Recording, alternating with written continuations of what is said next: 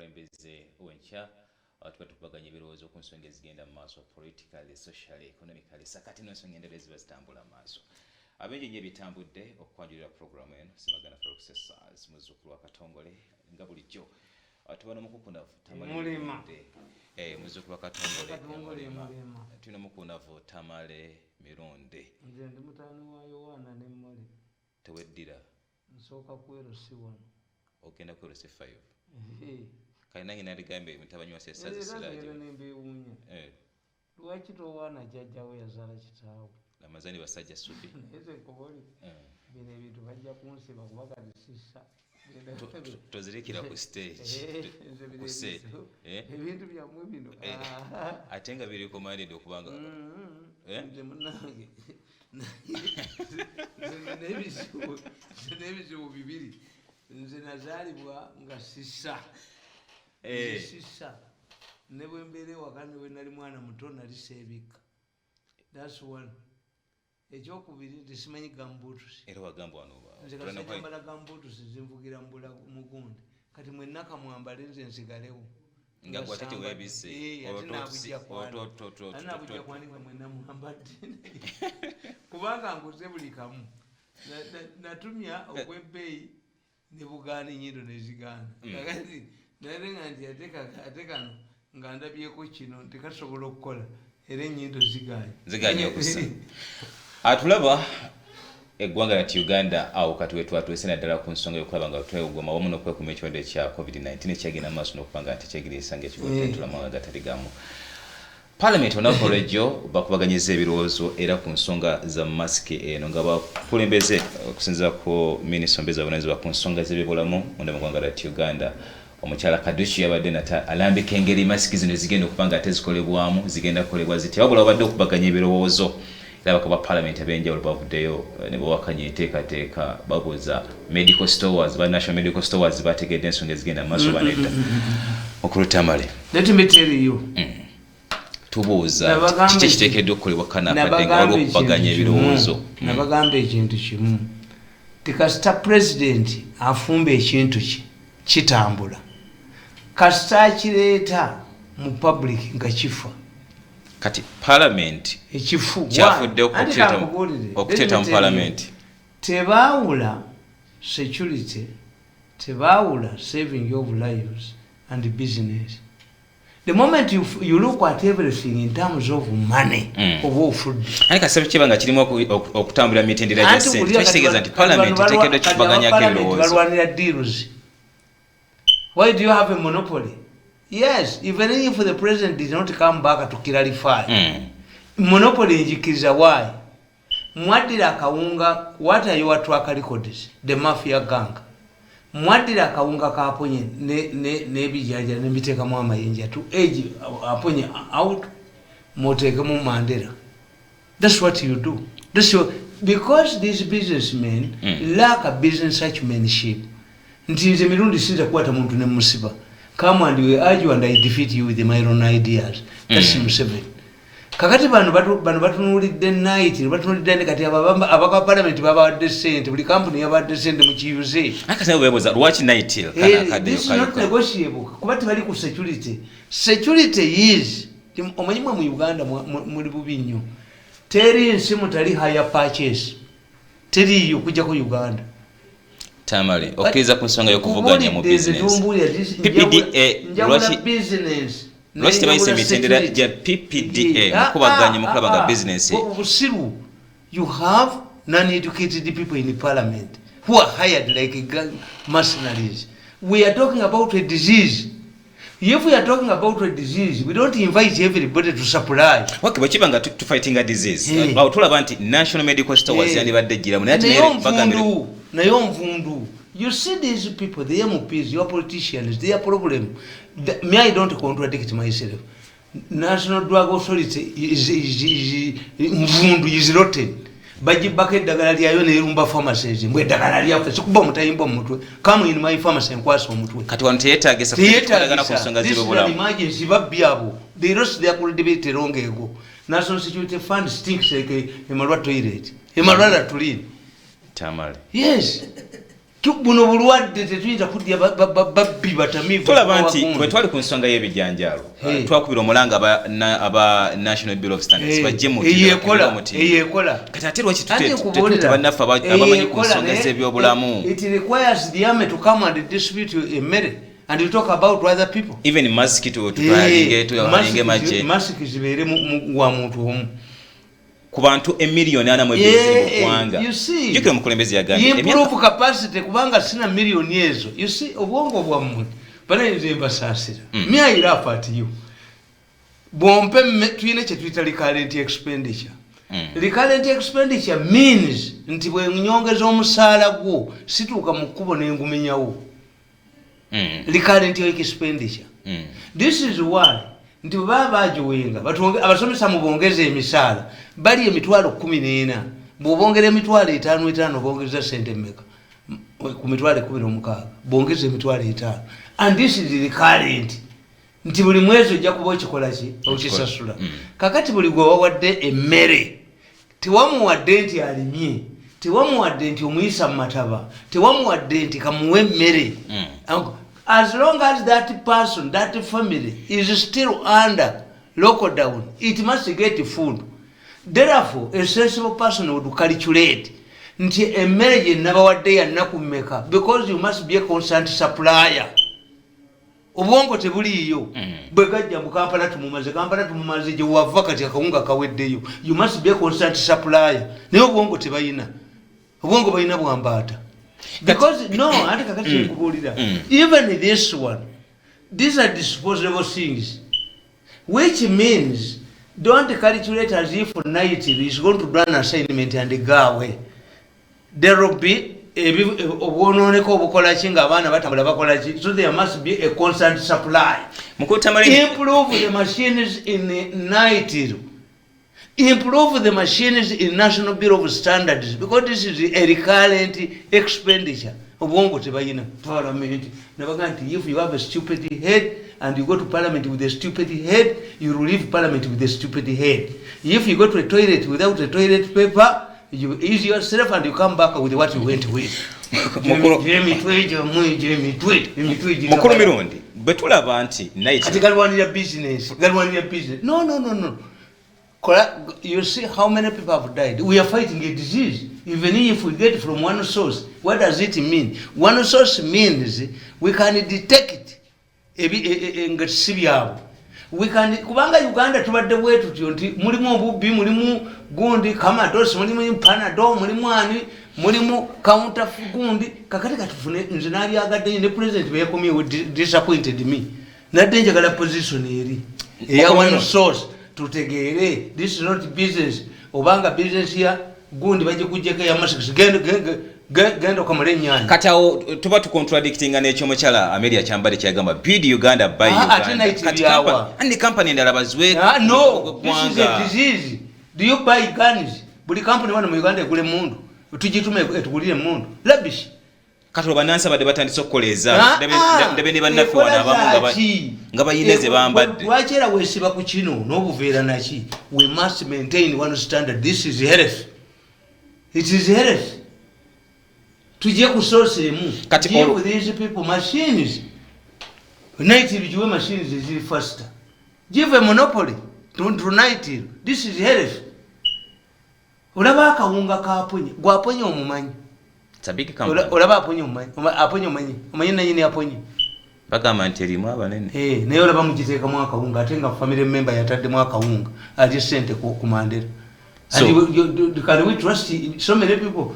Bajja tugamba buli ate buvaamu obuwuka ate obuzibe ennyinda ate tuddeyo gye tuvudde. Let us have one source monopoly. Give night monopoly. Tamale bwe tubaga tuli mu these crooks should go and do other businesses. Kati eyo company ya isema kati bagirwanira lwaki emputa baje bwebanga waliyo company endala ezitali night zisobola okukola use one anti ye abagambi bakole naye ababaka ba parliament baba wadde sente buli mungu ajoko biriko asame. This is not a time for kwasama. We have been under lock and key for 2 months.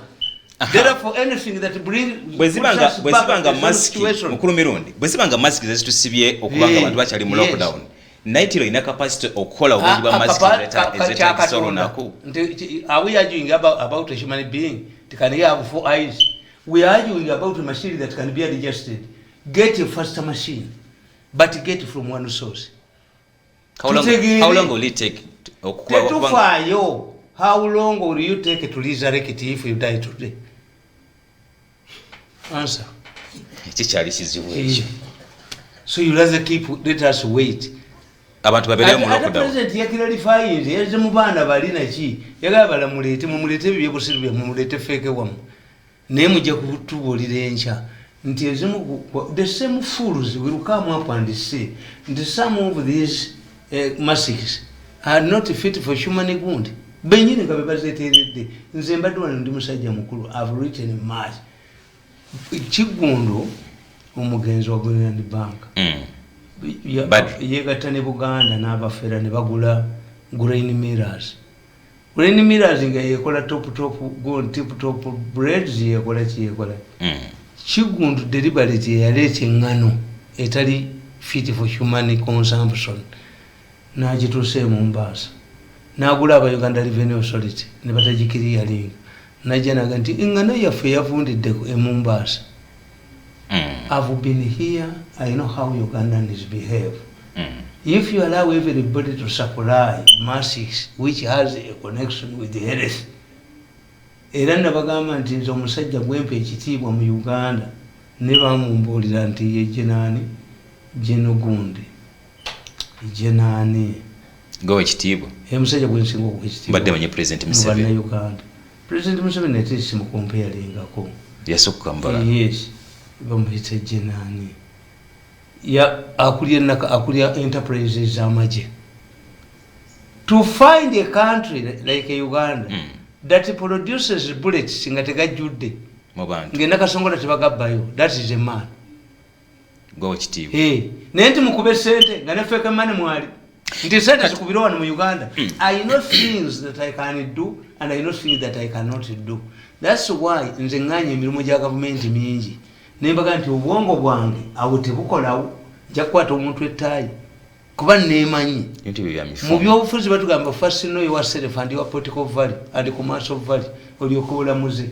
If you don't know yourself, I know Ugandans, they cannot handle things that are related to health mukawukanga kana akatannategeerekeka nti osanga nga ekitongole kya Ministry ya Health kirumbye ekitundu ne bakugamba nti ababadde bonna tugadde bugundi kwaka doctors naye tebaleka awaate musawo. Why are genda okube mu byalo okube referendum kwaka doctors ne medical doctors bani abasinga okukola because kwaka doctor ono omusajja yakimanyi nti tayagula oba ono kwaka oba si kwaka oba doctor oba medical assistant oba pharmacist oba ani ye kasaba mukuba empiso ye naawona.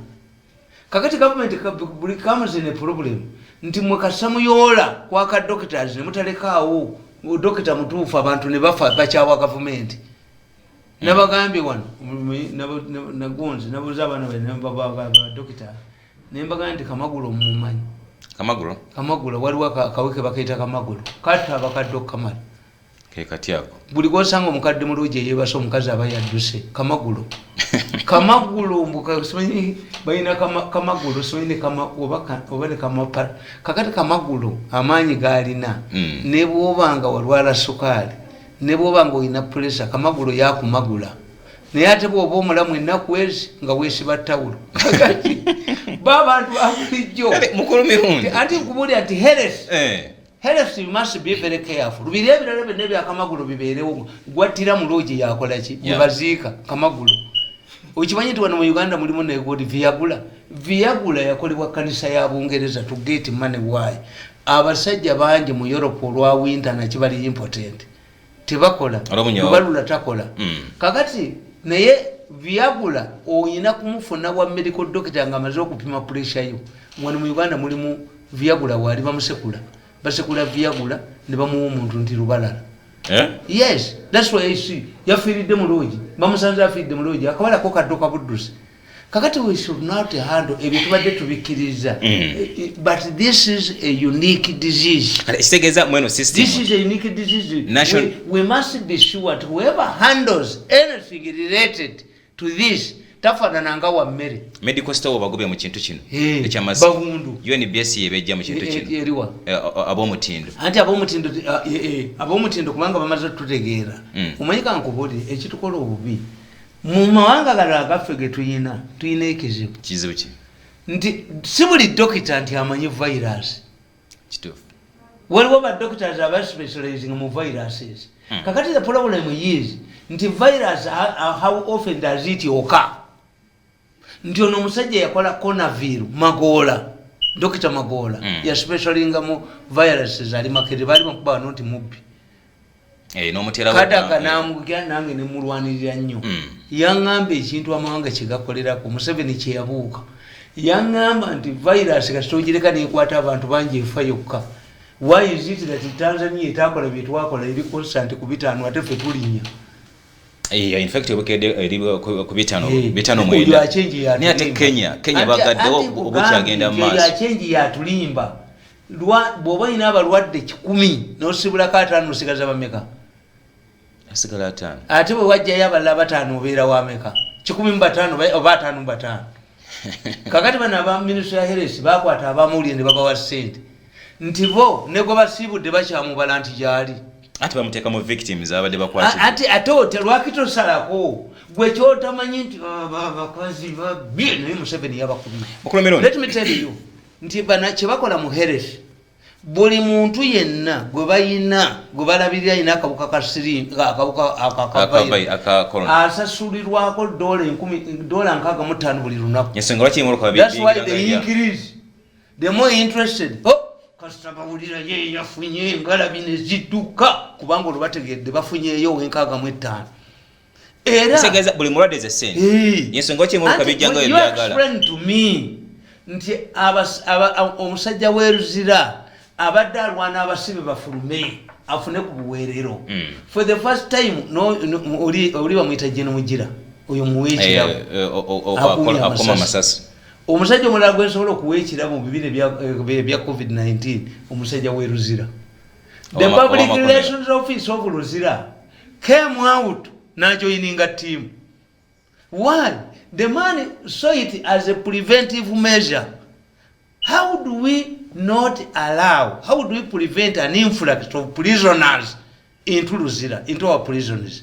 The man came nadda ku task force tebamutegeera oyo muna Uganda mugezi nnyo naga no. How do bano bakwata abantu bakola kiti tugenda bakwata kirekere kya president. Let me come and teach these people so that they don't come to prison to encroach on our little resources no kuleta yo bulwadde. Oyo musajja weruzira mugezi name wa credit yajja n'averuzira nga gundi bwajja defender najja atebe tukitegeera. The man is intelligent aberuzira bali intelligent banga now how do we prevent an influx of prisoners babaganye curfew babaga all catchment areas for prisoners the moment curfew kakati how do we do omusajja weruzira n'averuzira najoininga bana ababbi mukomero kirizo bagana nti system yo kugaba emmere yaganye kati masiki zino zigenda kutoka batya kunadala ku muntu awansi mu tambula yazo. You see you don't get time to think nababugoza ekyokulabirako nembaga nti one njagala okubabuulira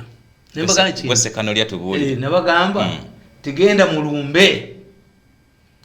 mulumbe oyogere nti omumbo gw'emmere ne sefuliya y'enva ebyekalagala tubiwadde tamala emirundi abuzi bakunoonya ne muttooyi yabava ekalagala. Yes. Naye nkugamba nti why is it that UPE sente za UPE abantu tebazifaako? That's an element mu Uganda tetumanyirangako bya gavumenti.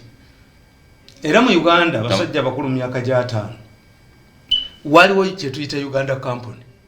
Uganda Company headquarters zayo zali wane wali aponye oyo nga yali ekola ki nga kyabana Uganda.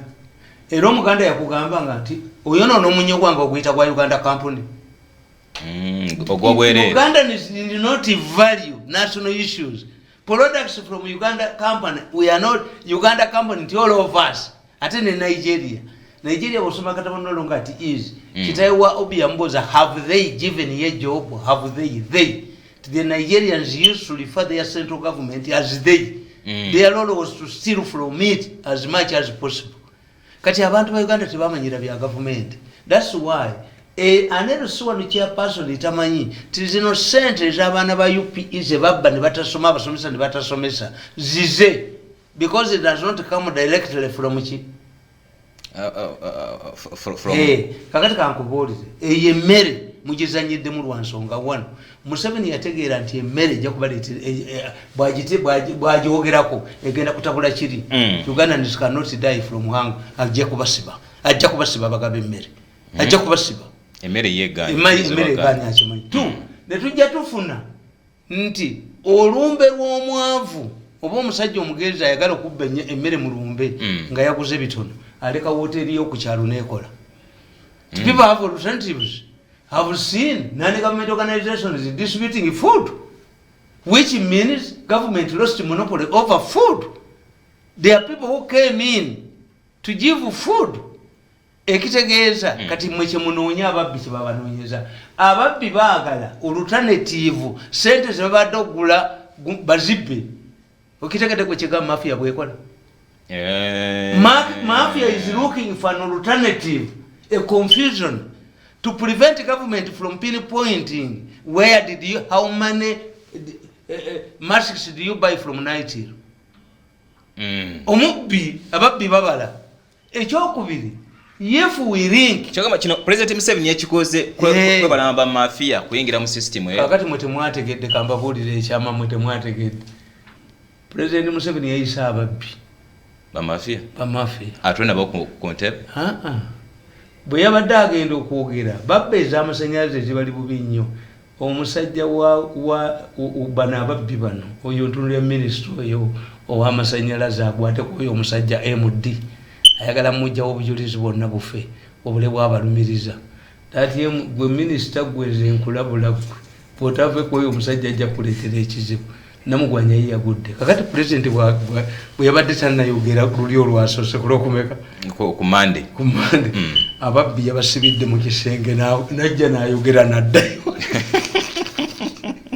yabategedde yabayise n'abalabula okusembayo okukoma okubba yakabayiteegi kakati ekikwewunyisa babadde bamaze okubagejana ne be babba nabo n'aleka nga abagalidde mu kisenge najja n'ayogera kyobula yadde musungu wafu nga talira nga takodinetinga bulungi nakalaba Museveni emirundi ebiri nga takodinetinga lwe yasoma ekiwandiiko nga barayotaza ababuganda balumbye Kampala this when I saw Museveni shaking President Museveni ng'obusungu buganda riot wajja ababaka ba Buganda nsanvu mu State House ekulwa Bugerere that's when I saw him very annoyed Museveni controls his temper nerwe batta abagundi bano aba police e Kampala mukadde yali munyiivu naye ate teyakolete sala bafeezo kwa bunyiivu nga wali ku Buganda riot nga ku Buganda riot wano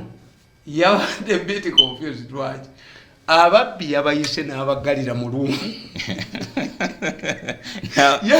yagenze okusoma ekiwandiiko ng'ababbi abagaliddewa bali mu lumu nayise ebiragiro ebiddako kakati bwe yamaze okwogera n'addayo n'abayita mukama wammwe yaani abafuga ani mubbanaani nga miso yo ensonga ezabulungi bayogedde ababbi abo bakama baabo ani nani naye bagenze okubakubira amasimu ng'ennamba zaabwe zirabika bali Busia batuuse ku booda bagenda Kenya ababbi batya Museveni era ababbi bagambye tebakyadda mukubba bamugambye naye sebo mirundi oyo yatuwaabira nedda mirundi yakoze omulimu munene nnyo mirundi asingana bano bambega banga baleeta ebiri distorted mwe mubba abantu kibategeeza nti miso yanyu mubye buli wamu saba nno kale tuwe mirundi atusomese tuve mu bubbi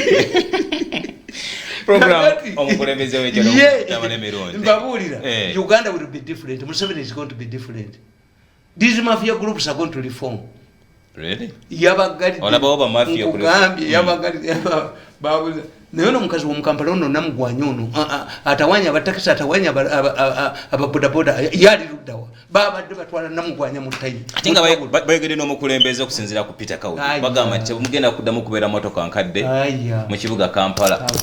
Kawuju era ayina kawujjo mu mutwe bazikubateko namugwanya yali sente za bbaasi gwawuliriza era president abamanyi yabadde ayogerako eri eggwanga yagambye nti entambula ya taxi eggwanga ebeera halfway kyekitundu 5 ku 10 era twabadde tuli awo nga Peter Kawuju omwogezi w'ekitongole ekiddukiro kiwa Kampala ekya KCCA. Kawuju tayogera nga njogedde because Kawuju and namugwanya balya sente za bbaasi. You see for me agamba nti Kampala emmoroka enkadde okirabe eno Kampala for money for better or better. Kawuju ye yawujjanga musisi Kawuju akawuju kaba kamafuta kitegeeza amagezi mato ne Kawuju agenda okuvayo okogera. Let me tell you what these people don't know about Museveni. What Museveni tumwogera bigambo bye. Museveni we don't want bana bawugana mu kibuga. Museveni kyayagala abayita emotoka namugwanya ne Kawuju balya sente za bbaasi and they don't know how to do it. Basi zigende kujja like the thieves who asked the president to be their advisor. The thieves bamusabye mirundi tukole naye atujje mu bubbi atuyigiriza okukola sente ez'amagezi. Kakati what they don't know about the president abo bakawujjo babalya sente banamugwanya. President ayagala chaos. You can bobera revolutionary, you can ignite a revolution very quickly. You have a frustrated group, you are going to have a group of unemployed people, you are going to have what? Ekitegeeza lineggwanga weriri kati okoleza akabiriiti katono bwe kati neryako omuliro olw'embeera egenda mu maaso. Kakati ye Kawuju okuva okugera ekintu ekyo mukana akadde ye revolutionary akimanya. The traffic Kawuju cannot take over the load of the traffic. Whether it is the traffic to determine DMC. Ebimotoka ebikadde biva mu byo. Naye Kawuju mulye sente ne namugwanya. Naye muleme kunyesa namugwanya ojja kuva mu kibuga. Ojja kuba namugwanya benga bwenda kuva mu sisi. Kabada teremera mu nju. Namugwanya tasobola kumpangula mu Kampala. Kabada teremera mu nju wakiri bagikiika. Mukulu mirundi gwa mukubalira emotoka mu Kampala basina motoka. Kawuju should not take over the role of the traffic police. That it is the role of the traffic police to remove DMCs. Achi madingenda okubuza ati emotoka enkadde bagenda kuziraba batya. Kubanga Kawuju n'engalabi yo wumula Kawuju. Waliwo kubanga nkadde ku namba naye nga yingene nawo. What is it is not the council. See the council namugwanya yali sente z'aba bus. Yalowooza nti the bus can work nga taxi zivuddemu. Mukazi gwe zijemu. Nito namugwanya zijemu. This is a simple matter. Namugwanya and Kawuju are not traffic policemen. Even if Museveni cannot tell you the condition of the taxi that can come back, is not an expert on traffic. It's the police that can impound. Namugwanya yali sente za bus ne Kawuju talina magezi gabala. Allow, you see, a cannibal waits you to die. If I was namugwanya nga njagala basi zikole nalya said yazirya namugwanya yalya sente za basi atitira. Ask me like the thieves they asked the president nabo benyini nemba ulyanga boogera nti banange olunaku ne lukyanga mirundi tuli naye banange to bagambye Museveni ndo buli jatukabya amaziga kuno yatukabiza musajja musajja yatugalidde nkakukubire to musajja yatugalidde mu kisenge natugalidde mu tumanya tuvudde nalyo kababolozanga abaana abato kakati namugwanya waliya sente za bus nababa zikubanya ate owa bus Katumba wamala yamukubye owa bus bamukubidde simu ekireekyo Katumba wakule ne baseka ku namugwanya Katumba so wakule nome Katumba Katumba wamala wa wax kakati city council should not do the role of the traffic police. The traffic leave the work of the traffic police to remove the bazita batia zinenfu DMs. What the president was talking about, president cannot support an illegality. What the president was talking about nti half ye kitegedde nti banamugwanya balya sente ku bus naye tebalina magezi how to do it. You give it to me. I don't mention anything. Kawujjo n'obwakawujjubwe ye yawujjanga ku musisi. Ekakati. Era nakakati kawujjubwe kati kava mu revenue. Fete tufaanana nga bwe. Kawujjo is unfit to be a public relations officer. Ninga obayinga cha President Museveni okene. Yes, don't hide behind Museveni is one. Museveni gwakawujjo kwayogera Museveni talina mwogezi we. Twale lyo ngalabiyo. Twale lyo bujinga bo kawujjo. Oyo nonyeni kakono nyenonye ekibuga wano kwogera bya busiru. What is important? President Museveni cannot tell you nti ye ajja kusindika ba intelligence officers baje bachecking emotoka. The traffic police can check. Kati nze nga ndi mugezi nga sindika bannamugwanya. Nakulira mu kyalo nga namugwanya naye ate nze akiri ekola. What do I do? Police jemu emotoka enfu. Police inokola omulimo. Negamba nti do you believe nti kamunye emyezi ebiri n'ebemaze zonna zinaddamu okukola? Era kati zitudde. Naye namugwanya be yalyako sente ne kawujjwa ababbasi omukazi abali bubi. This woman is excited. A sente atunuulidde what. Ayagala kulya buli wamu gwonna buli wamu abyewo. No. Do you think those bus people did not come to me? So kino takyo waliwo akola wano omulimu wano nga tantuukiridde. Kino abaddukanya ekibuga Kampala tebakikola mutima. Oyo namugwanya ne kawujju baali sente za bus. But they don't know how to do it. Kyandikoleddwa kitya mukulumiro weteke mu ngatto zaabwe nga gwe omukole nga gwe alengerera ebyawala kiki bandibadde bakola. Nzize empandiika ebintu bino kana katabana bakolera mu Samale. Kampala for better. Kampala for money or for better. Or for better. Kibuuzo. Yes. Nembagamba nti ebintu byonna ebyo mu Kampala bikolebwa kimpemu emyezi 6. Namugwanya engala byajuzeeyo olabe. Eka ndistowa Kampala buli kintu kyonna n'ekibakolera. Ogamba otya nti osimbye ebimuli ebitaliiko fence bye bagenda okulinnyamu. Ate amateeka wagenda kubanga ate wagenda ke Dubai wagenda ke Kenya nolabanga nogenda ke Rwanda naffe twagatuke ku mutindo ng'ogwo. Africa bw'okola gundi obwo obuntu bukoleko fence ate oyinza nobuteekako amasannyalaze agakuba n'odduka nogikakwatako kubanga bajja kubba metals bazibbe. Nga ndi waka naye namubana ekikyanga atakitte Museveni nampa Kampala nti nze minisita Kampala. Now what do I do? Nti kakati batugambye takisi zikomawo ne bus nga ndi musajja mu Kampala sente zensooka okulya ozimanyifu abalina amagezi kuzimba sheds. Because what are we going to do? Abantu bajja kukola nga mu Europe. Ozimba ka shedi abantu mwe batuula. Kakati nga bajja ne batuula bwe bati okusooka okulaba eyasoose. You will be in lines. To stop the stampede si byakujja ku mulyango gwa mmotoka tebikyaliyo. This is the man called Burundi with my brains and like namugwanya.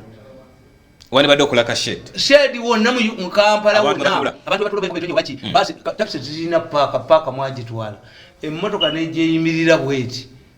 Tuyinamu bana namasuba abantu badde bavaayo ne basanitizinga ne bayingira emmotoka. Era it means bwe tutwala hafa abatakisi n'abatakisi nabo kakati president yagenda mubasomese nga namugwanya abatakisi bajja kujja ku namugwanya. Namugwanya kasayingira mu kintu abatakisi bajja kigenda. Kuba tufine kitu musuubiramu. Mwali badde muga nti abatakisi asambula ne sanitizers nze kati kamunyezange nazikyusiza empya ate nazikyusiza.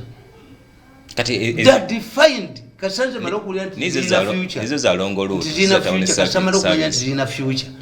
President kasayogedde nti zina future. Kati ebintu bya Museveni we bifiira nti now policies nnyingi ne implementation yeberenze. President yagambye nti mujja kubeeramu abantu 7. 40 for you. Taxi park eyo giraba. Enkadde mpya. Omanyi nti bagitunda batya ndabuza omuntu ogula ne mugamba nti ask me who knows. Ettaka eri bwe baali balitunda how does state council sell its land? Ba investors 11 abagula ettaka eri basabawa. Omuyindi yajja wano n'awa Sebaana Kizitenguzi abawutoda ne bamulemesa ogizimba nga alina pulaani nnungi nnyo. Omusajja oyo yes nga ayagala okuzimba wansi atekeyo lockups waggulu. But this is the largest land left in Kampala. Nga ayagala waggulu azibeyo parking y'emmotoka. You drive your car in the lift yonna ekukola ki negiwanika waggulu. Kati mu evening nojja bannayuganda batusigaza ekintu kimu kuga nti waliwo agitutte obubbi bubeerawo wano obugundi ndi bagipi nti waliwo omuntu antumye ekyo tulina obijusere but modernity kakati today nga ndi mu Kampala president amaze okumpa kulu njagenda okukola nayo only 7 not out era ekyo kakati nze bwompita okusomesa abatakisi mbabuulira ti president nalili bamutomeza president bamugamba nti jjawo sente eza loading fee nga bya bulimba nempandika akatabo kanne mbagamba nti loading fee tesobola kuva why omanye abantu balina traditions zaabwe ze batamanyi when one buys kamunye driver tajjiramu kuva mu crane and in many cases driver oba conductor aba relative wo wakagula emmotoka the first vehicle in the family bagisumika bagikola batya kakati osanga frustration zibiri omuntu yakagula kamwe one buli stage gyogendako bagala bakuwe drive why the driver tajira mu kamunye kakati ba driver kye bakola babeera ku stage zaabwe when I sell my car nenjikuguza tugula totwalya mu driver wange oteekamu wo conductor mukoddomi aleme babba kakati but drivers who have no jobs at the time who lack vehicles they drive bafuuka ba guides a guide is a driver who is currently jobless. How can a driver without a job get a job? Does he start home? No. He stays at the stage. Why? When you come with a driver, kakati bobo kuze mmotoka ya taxi ujagala wa ndi njagala mbalala oyina okufuna driver amanyi oluguudo lw'embalala. That's why it is better to go to the Mbalala stage to get a driver. Kakati in the meantime bano ba driver abatalina mmotoka be batika abantu. That's why it is easy to collect this loading fee. The loading fee is why it's called munno mukabi. Nti since now that I don't have a job, I rely on those who drive. Yeah.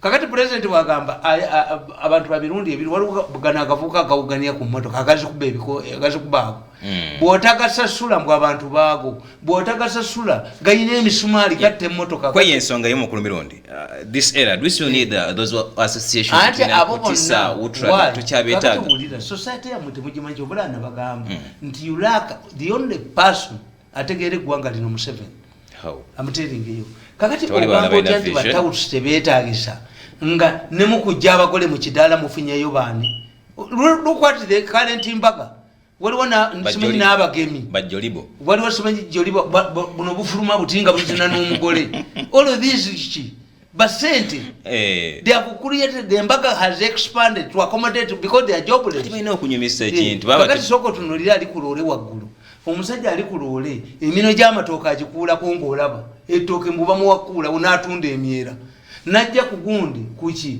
najja kulole ng'alina amanda n'agenda ng'agajja mu kutiya mbuje payment ye egaali what is a bicycle by the time I grew up egaali yaliko ettaala egaali ng'eriko ekkaliya egaali ng'eriko egundi kengere egaali ng'erina ne box yayo tool box bituli bingi kati egaali is different egaali is pieces why nti because we are Uganda tewali mulimo nabaga nti boda toyita teri muntu ayina magezi mu mutwe in normal circumstances akuga nti boda liko PSV bwekigamba president akyemunya nti boda is a passenger PSV kitegeeza ki passenger service van wa vehicle is a boda vehicle.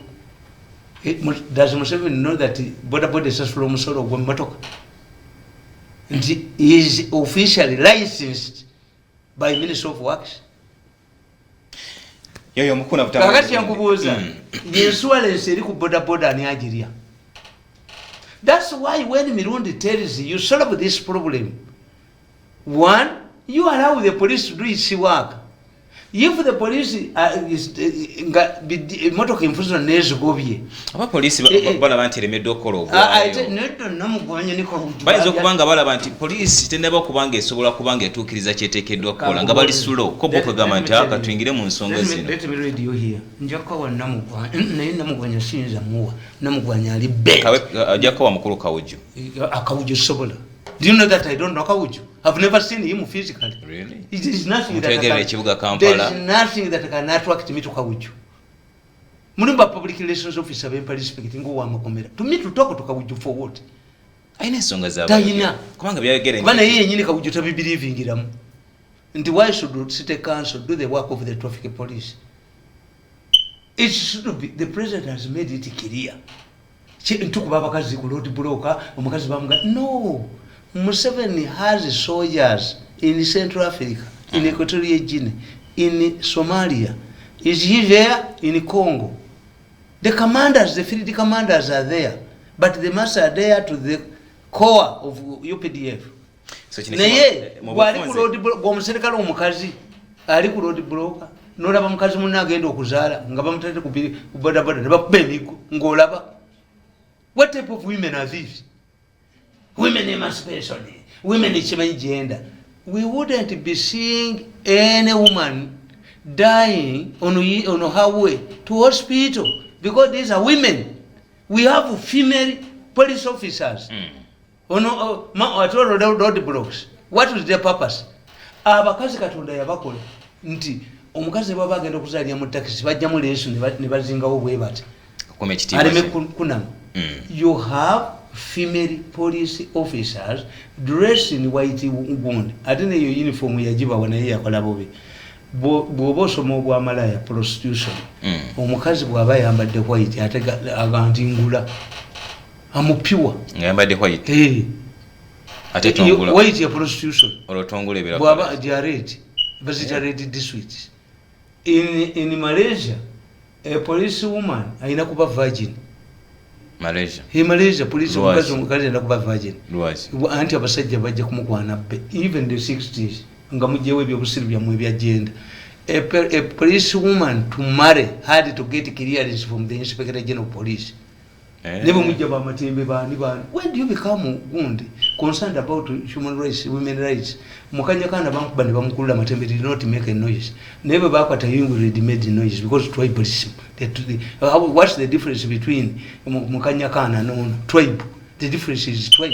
So why do you complain about women failing to deliver at hospitals when you have female traffic policemen? You have female police officers. Kati Museveni, tutekereza kiragiro nende tuteka kiragiro kya Museveni mu nkola. Kawuju is not implementing. Why do you Museveni omwogerera? When people were complaining that we did not know the most good issue yasigaddewo nga teri clear yabadde ya motoka za private, Museveni had to come back. Why should Kawuju speak for him? Kawuju umuzengala biyo wali sente za basi nena mugwa era nze mbagamba wano mukana akatabo kange nkugamba when Madam Jennifer Musisi was appointed the KCCA executive director, she enjoyed a lot of goodwill from the people. This is attributable to the fact that she was unknown.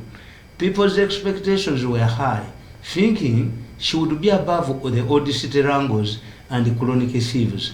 But just after a few months in office, her true character has already manifested. She is vulnerable to undermine. And this could be because of the mosaic image and the fact that she had the backing of the president. Ironically, it's these two important attributes that have made her Musisi an easy target of the thieves. The thieves, wrongly believed that with the open support from the president, this would scare off any criticism against her. They jumped on her, Musisi, thinking that they had acquired diplomatic immunity. They expected that any criticism of Musisi would attract the wrath of the president. This was a very big mistake. The buses. Many in Kampala have been fleeced of millions by those claiming to be behind the bus project. when Haji Nasa Sebagala, Ntege Sebagala became Kampala mayor, he was the first to market the bus project.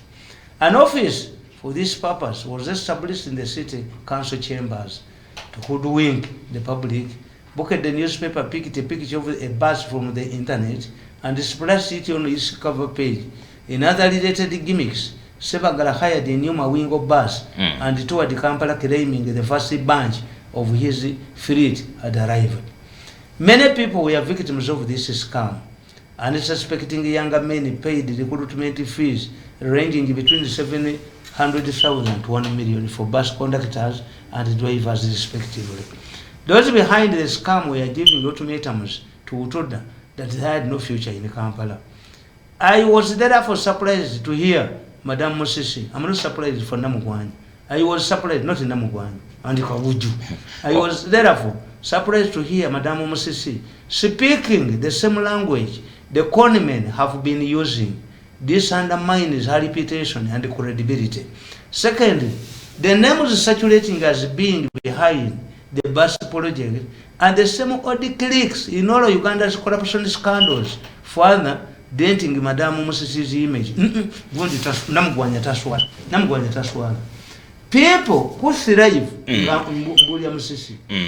people who thrive on mosaic images must understand that credibility is like a virginity. You lose it once. It can unfortunately be lost to a rapist, but it makes no difference even to a future husband. In both cases, it is not recoverable. The moment Madame Musisi started speaking the language of the economy, who have fleeced the people of Kampala, using the buses, her credibility suffered a nosedive. We all appreciate the need to decongest the city, but there must be a process which protects the interests of those who invested in the taxi industry. Restricting Kampala public transport to the anticipated buses is intended to eliminate competition, given the experience of past attempts by people like Gordon Wavamuno. When he tried to introduce buses, it was discovered that Ugandan passengers are impatient.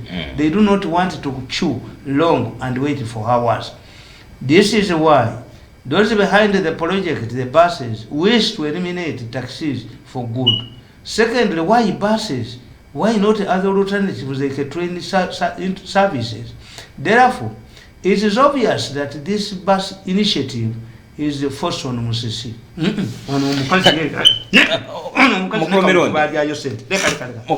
By people with selfish interests without recourse to analysis. I can predict it. Musiba ali bakamulonda nayogera bene ebyobusiru namugwanya sewunya newunya Musisi namugwanya liko diri gende wabo buze abana bamubanja nga tayinde escort asobola kube wabo olukunga nkogamba I can predict that like all corruption laden projects this one too reflata njogera ku pioneer buses wezi zili nambole tozanyisa mutwe. Chokama na sino buses zebali mu kutembeta. The moment the civils get their way through, forcing taxi operators from the city center to suburbs sounds good. But even if evicting a fisherman from Ereke to a pond is better than nothing, it is a gradual death sentence for him. Akataba kutambale mukulume ndi kamwaka ki. Ati kugai Musisinga bakamulonda. Kati so tusubye nti President Museveni rujja kucha yevume ono togenda mulekawo babadde bamuyise entebe banne bambulye ba mafia yabagalidde mu kisenge nasooka yogera eri eggwanga nga abagalidde naddayo n'ababuuza mukama wammwe yaani abatuma ne bamwogera babiri sebabogera dife tuli bapakazi seba tuli bapakazi na bagenza okubira bali ababiri ngesimu zaabwe ziraga bali busiya bagambye biro byonna mirundi yabituzaalidde kali tumegate kutabege gwale sebizibu gwabalopa bwe batudde mu meeting ku Emily Pasha Jo 2 days ne oba twagala oba tetwagala tisekedde okukwatagana emirundi yabagambye omayite empulira nnyo kati waliwo ebigamba mirundi yalidde waliwo ekyankubidde ekikola kyo simanyi mirundi yalidde sente simanyi mirundi bwaba yalidde sente ne bamugana okugera gweyogera. Yes, you see, for me I'm not bothered. Bobby Wine ne bamukwata ekya n'agende wa Museveni. You are not solving the problem. Not at all. Nzinde buno buvuka buno. Bwikola ki mu revolution. Bashibaga kato. Obubashibaga kato. Yafuddeyo wa Bobby Wine. Tagenda kuba. Akugula yatabala buyina valushi. Ashibaga kato nga badde ina Bobby Wine. Cyane amumanyi n'erinnya linjini lya busiru. Ashibaga kato. Ye nabagamba nti ne bakusasa ne baani. Revolution eringa omukazi owa kabina ne bomujjako ebiko yasigala munene. So kino kyabashibaga kata bagamba nti bavudde tekigenda kumujja. Abagula yatabala.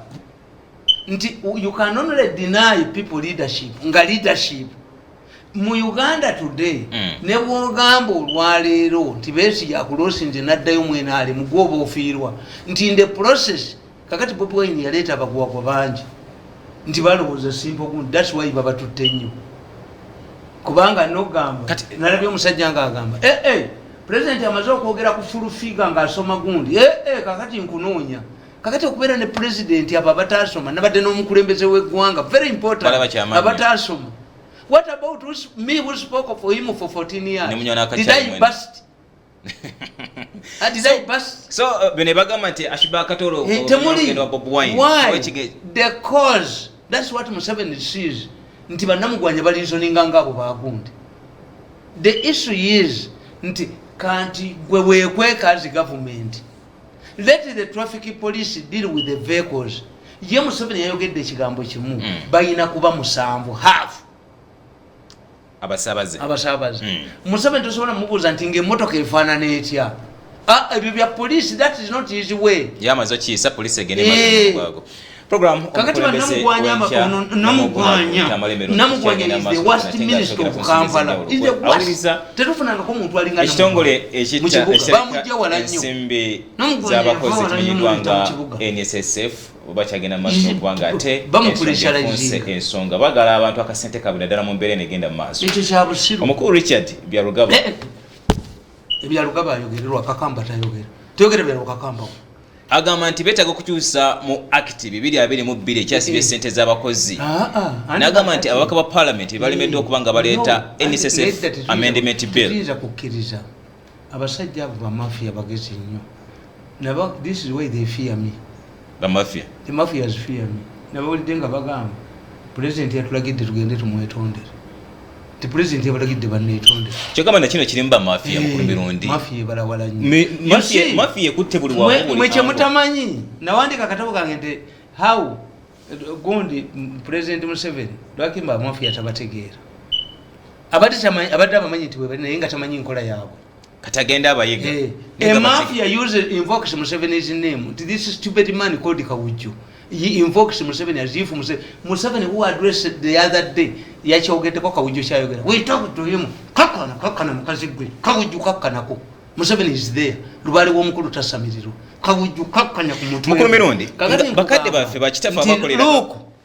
A mafia takes advantage of a problem. Nti mafia bwebuulira omuntu eggalibo person nemugamba nti gundi ekugambeko ekuddizeyo ku ssente. A mafia does not tell you how things work. Mafia si mulimo gwe. Nabaga nti mafia n'opposition erimu amagezi. The role of opposition ye eribo eti. Opposition erina amagezi mu mutwe. A man like me ngenda mu opposition bankaabo. Opposition omulimu gwayo kutuulya mukazi ali mu basi n'omwana we. Omusajja ono Mutembeeyi n'akonkona ku ddiisa n'alaga omwana erindazi n'akaaba. It's not the duty of Mutembeeyi to know whether you have the money to buy the erindazi or not. The role of the Mutembeeyi is to incite omwana akaabe. Naye musigalizaamu ssente zammwe zibatwala zokka za bbaasi. Kakati omwana yalowooza nti Omutembeeyi yamulaza erindazi akukaabiri amwagala nnyo okusinga ggwe. The role of the opposition kuwummula misumaali mu nyumba. Lolo ya Museveni kusiba party. I will not. Yes, opposition is to incite people. My role is to explain to people. Kakati opposition ya wano nyangu nnyo kuba ne mafia nyangu nnyo kuba. Because the mafias don't tell you how things work. Gundi National Security Fund. Baagala dividing into several parts. Sente nga tuzikuweerawo. eno National Security Fund ya government ekyo ekizimbe kibaddewo okuva Workers House yaliwo mu myaka gy'enkaaga ani agimaliriza government eno tokkiriza lunaku na lumu ti National Security Fund eri split esigala ya government. There will be a government here. Ne mukulumirundi. That's one. Two, National Security Fund, how is it structured? Kubana bati bayina bogezi. No, tibayina bogezi. That's their problem. Tibayina bogezi. But public relations officer bawe tibali combative.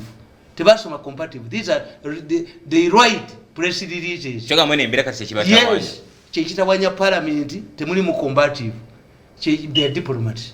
Chekitawanya everywhere. That's the difference between me and others.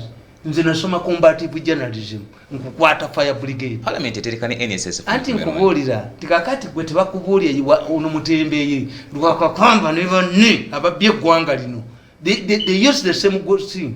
Nti kakati kuolowooza ti these people are helping you. They are inciting omwana alabe National Security Fund ngembi. Because they don't tell you how National Security Fund operates. National Security Fund sente ze bakuwa ezi investinga. It invests the money. Ezabantu ezebaterekayo. Kakati njagala lwakakamba oyo n'engalabiye. Ompumulala n'engalabiye. Lwakakamba oyo n'engalabiye in spite of his impressive CV ekikutegeeza nti mufere. Kubanga abimanyi. You know. Nti what percentage after investing the money, what percentage do they keep for emergencies?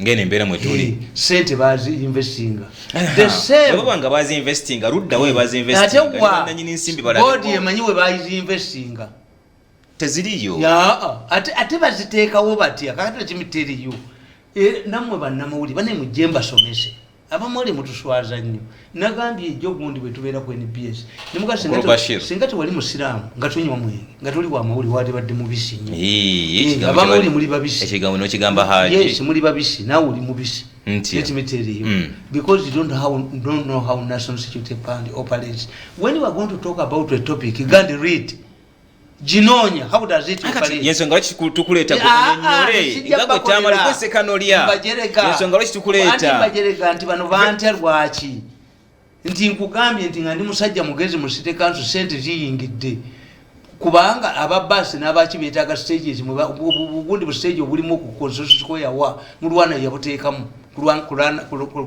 kulanga bintu bi yes naye kakati city council nga ndi mugezi ne mugonyo ngati wava mu kyalo ekyalo ne kikulemeramu ekyo kyokka kibakoledde kikumala nti okuzimba bugundi firawu tukampala bu stages ettaka liryo. What you need to do to ensure nti babukuuma kuba bajja kububba kandi ne National Security Fund learn how it operates. They don't have the money to give you. All of these amendments batwala mu parliament bagala sente bazikubbeko. How many companies eziwayindinza apo? The same to banks. Eno biru gye bekwasako kubanga bayisaba mala biseera nayo bagikola bagiteeka mu sente bazibbe gwe bakugamba ekintu kimu nti bwoweze emyaka 5 mu 5 oba ne bagoba ku mulimu oba ne bakola ki bo bamanya. Do they know? Tebamanya kujja kunga bo tebamanya kati byonna byabu biga lyawo gagala kubba sente. Yes kati olomuntu atekerewa kuwulira nti waliwo ekintu ekikola bwekityo nti olubuto lube lwalukuluma terutegeera nti eriyo road block. That's why many women have died. Olubuto bwe luluma omukazi tolubuulira lulwagala kufuluma terumanya nti waliwo abakazi abapoliisi abasiru abatasobola kuyamba abakazi banaabwe. Kakati nakino bwe kiri nti National Security Fund to an intelligent man like me sigyogera nako sinnaddayo mu dduuka mwe mbadde ngula kumpa bbanja. No, National Security Fund is the same to apply to banks. Banks ezo zimulaba zasigaza branch ekikumaini gundi mbalaba batubanga tuli mu mbere yange atugulira mbalaba basimbira yini kati leti Museveni open up in 14 days there will be bankers zijjagwa nga bajja mu bujja naye ezimu ku sente ze weewolayo mu looni gy'oyagala looni bagijjewo weewola kuzaaba neziri mu banka ze baterekayo logiki temuyina okujjako nga gavumenti eyambye banka zino nezifuula dead nti zaafa gavumenti yo nebuuza Centenary Bank nti abantu abatakyasobola kusasula looni bali bameka bakikola ku UCB yayina amabanja ga 45 billion ng'abantu baganye kusasula nga n'abasinga obungi babaka balina alasi ne baminisita. Government recapitalize UCB to the tune of 95 negitunda 45 billion. Zino banka ez'abasudiru ono Bugulu Women zeyasula obusuuzi banka y'abakiga. Instead of this money that is being borrowed by government zali bateekebwa mu banka ezo. We shall need stronger banks. We shall need kakati president yabakoleddeko sambu ensi yonna ebunye bannamugwanya bakawuju. Who don't reason? President yakuganye nti abaana ba finalist abakola ebigezo byabagenda. Why? In absence of a vaccine we cannot risk so many people. Ekintu kizigenda kukolebwa kitya makulu anti wulira kakati gwo omugezi private person eyazimba essomero kitegeere nti ebisulo bye bya hafu kati tulina okubuzavinga ki social distancing. Nenga bino bino tubibega nti abana bagenda kudda ku masomero tujjukire nti wabaddewo embeera ey'obutakola tulina obwavu kati olwo omuzadde ye agenda kola tubisoma bigenda kola kyokuyimirizaawa namugwanya ne kawuju bo bagamba nti abatakisi babeerereyo ddala toli polisi namugwanya agenda kubwa polisi.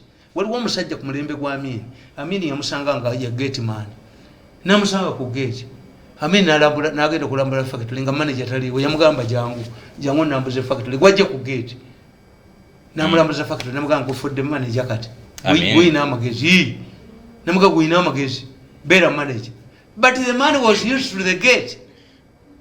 The man was used to the gate. He said no. After Amini had left, the man went back to the gate.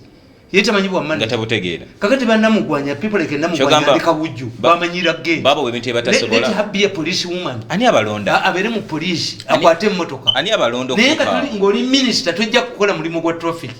That is a police yamusabeni does one thing yawachi directive emu motoka nga zirimu abantu half their capacity. 50%. Did he mention the buses? It becomes automatic. Tine bus na yeye abantu ensanvu kati nabana abaga nti bayimiridde bakwata ekinanga tebajja kubeeramu kuba ekyo kyekisiza abantu mu yero namugwanya ne kawuju oba omutwe manya amanya gano gagoberera oba omutwe wuju. But these are simple things. How can you fail to explain these simple things?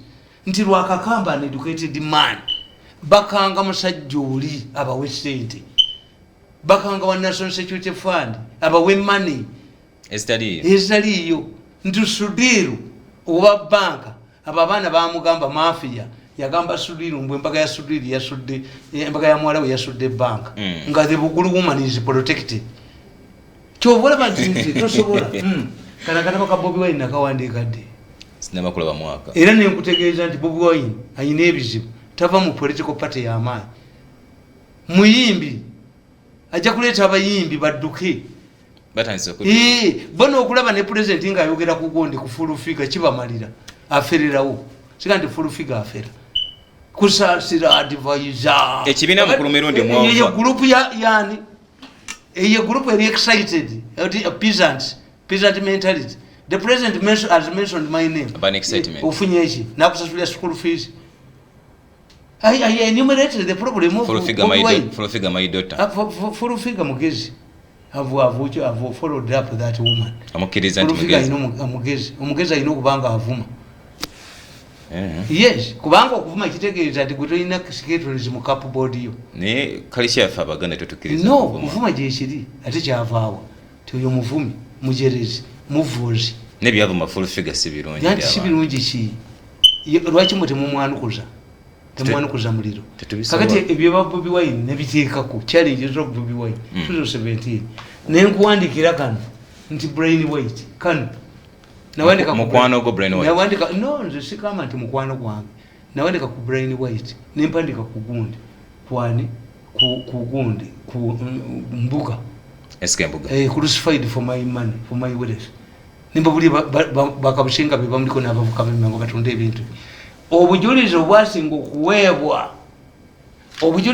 okuweebwa Sweden bwava mbukende ababukende nga basibye embuga nayo bakulu byaliita bwangadduka kuba kaniko kajja kudduka kagaga mukuru mirundi obudde butwala kanti byagenda kuyitirwa tumaliriza ku lunaku lwa Iribya banno omuli mu kibiina tulina kye tuyita iribyadde ekiri mu buyinza nga tuli mu NRM manifesto nakugamba is it that money ezaba brain weight nekiwandiika ne bagamba nti kaka agenda kubaabuwaza naye yafiirwa babakwata ne babalyako sente bakaka bayisa ne bakwata abaana ne babalyako sente basemwanga baani ne bagamba is it that money mukomero nga tumaliriza ekibiina muove ekya NRA nabagamba is it that money mukasome kano nakatonda ne kagwa brain weight nakawandiika dde nakawandika authored on Wednesday 31st January 2018 at 3 p.m. at my residence at Kabalagala. After my radio program on BTFM, I dedicate it to my 4 children whose party will be held on 3rd February 2018. Kama zibangaji myaka ebiri Kanu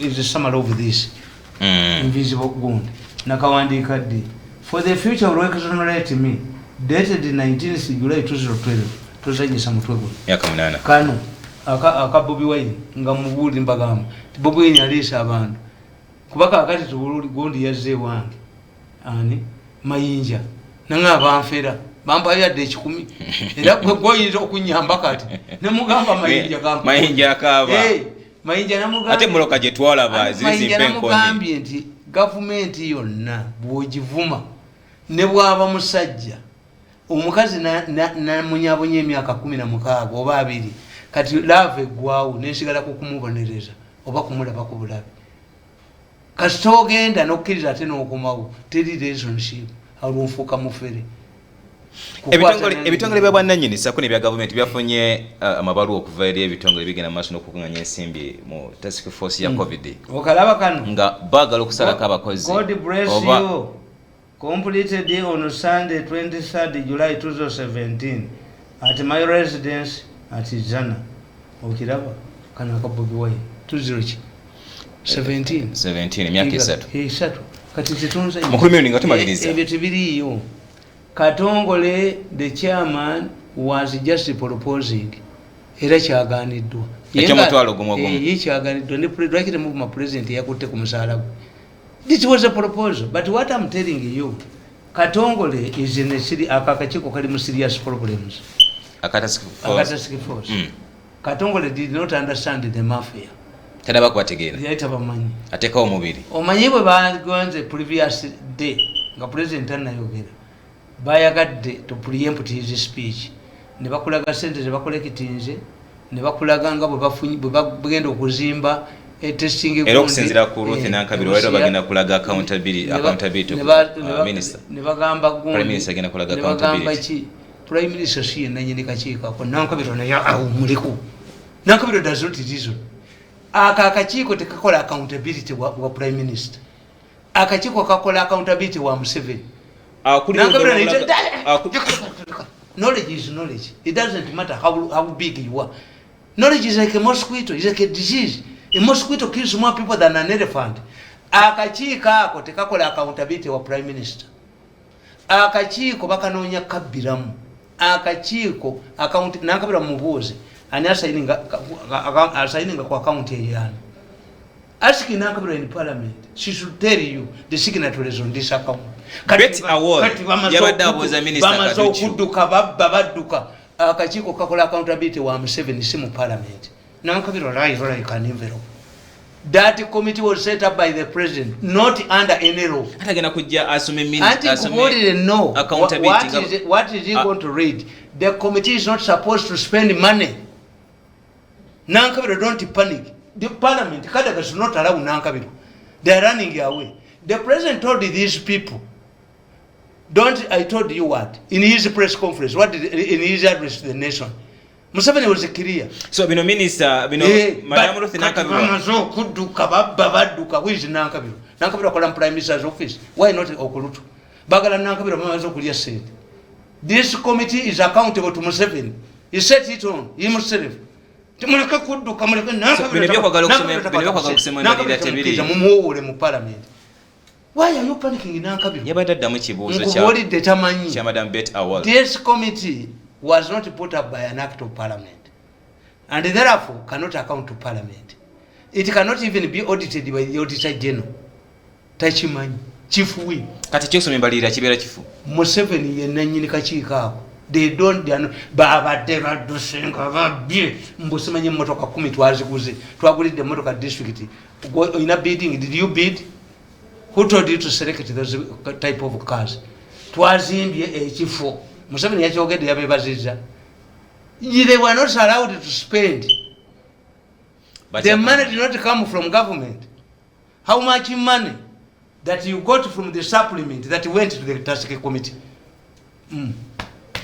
program naye obanga nekifuwipu yeetaaga kusomesa kati badduka bamafia bamugambye nti dduka accountability is done to Museveni the committee belongs to Museveni sasa ni bakujja mu president yana kusoma embalirira let Nankabirwa tell parliament whether that committee was put up with any law.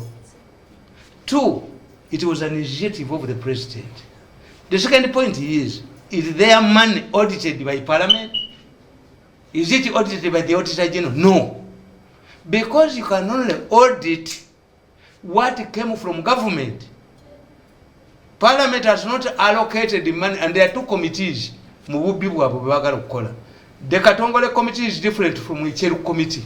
Katibagala kukozesa Katongole committee bakabalinga ekiru byabbi. Bukiiko buli bubiri. Basala amagezi okulutula eno gyali n'eno gyali. Bwate sekano lya alaba bitutalaba kwalaba ensonga ngati. Kuno nkabateera mu kampuni. Program omukulembeze wekye bwegenze. Nankabirwa abuuze banne be yaggalidde mu kisenge n'amala okubaggaliramu n'avaamu. Nankabirwa babuuzeeko mikwano gyo. Nankabirwa ask those people who were there. Museveni locked them inside the room. N'abakyunya. N'asoma.